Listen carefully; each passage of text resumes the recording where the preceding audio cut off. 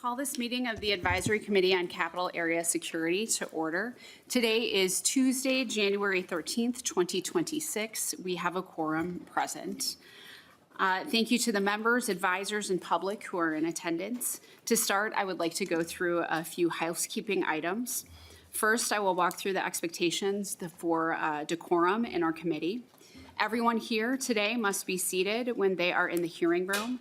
There will be no standing or sitting in the walkways or aisles. If you need further accommodation, please communicate with the sergeant staff.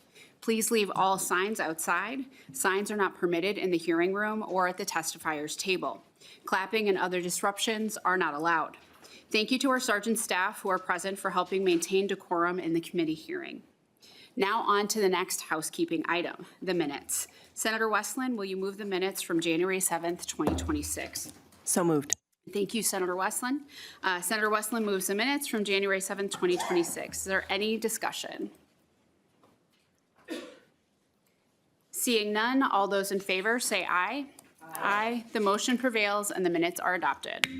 I also want to take a moment to thank our committee members and advisors for the amount of time and effort that has been put into the ACAS report this year. Over the past several months, we heard routine updates from our committee advisors about the steps they have taken to make our Capitol complex more secure. And for that, I wanted to extend my gratitude for your unyielding service and the level of professionalism that you bring to this work. We have held many productive conversations and built our collective knowledge as a committee.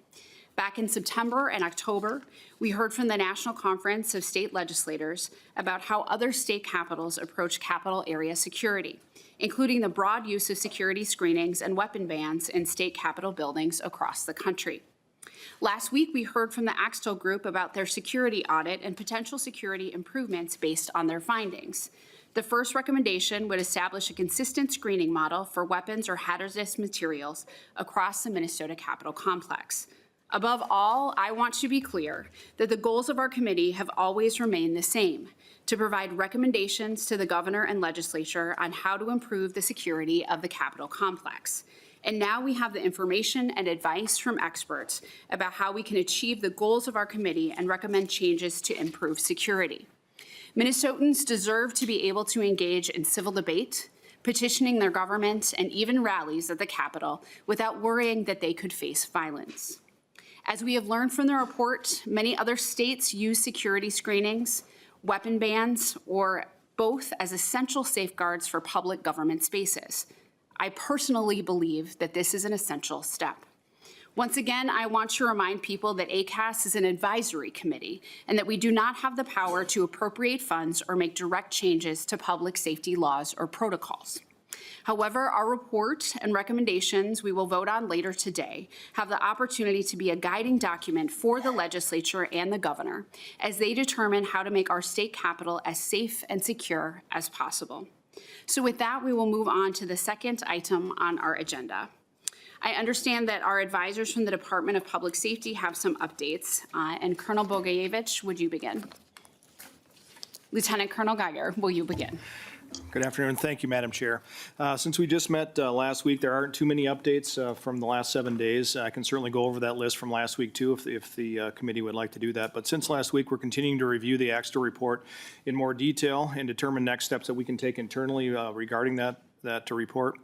Also, individual quarterly security meetings with all building tenants have taken place last week and going into this week as well. And then internal and external tabletop exercises taking place with law enforcement and all of our other security partners will be taking place at the end of January.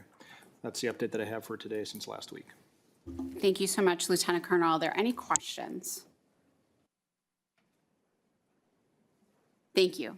For our next standing agenda item, I will give the Senate and House Sergeant-at-Arms the opportunity to provide any relevant updates. We can start with the Senate. Any relevant Thank you, Madam updates? Chair. Just a quick brief update. The Senate has hired additional staff with extensive security experience who are trained to assist in safety and security. We've been holding weekly meetings discussing Senate security with the chiefs of staff, both the DFL and GOP. Installed the installation of 2 security kiosks are being completed as we speak inside the Minnesota Senate building. The Senate has started the process of the encrypted key card ID badges on the complex. I think we're probably the first organizational test case in this, and so far, so good. We've updated our emergency procedure flipbook QR code stickers. They've been distributed to the House, Senate, and LCC staff. We've implemented and shared across the Senate the State Patrol's threat matrix and reporting protocol, which appears to be working quite well. We have provided some training and continue to plan to provide more joint training with the House and LCC. And that would be the extent of my public update at this point. I'd stand for questions.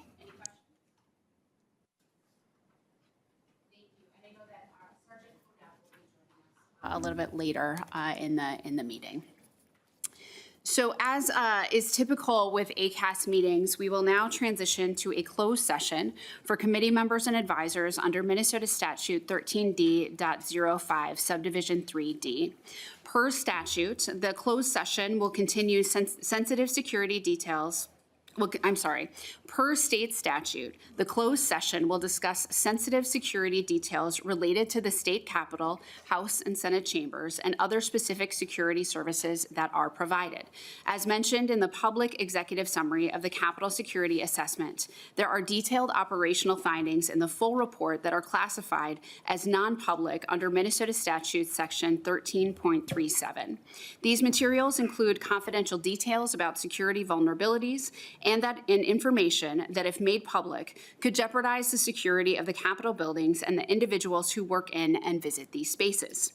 However, following the closed session, we will reconvene in this room to hold a vote on whether certain provisions of the public executive summary will be included as recommendations in the final ACAS report.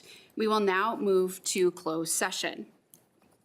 Under Minnesota Statute 13.D Subdivision 3, I will start this closed session, but we need to make sure that the right people are in this room because we are planning to get into more specific security details. We are utilizing this closed session format.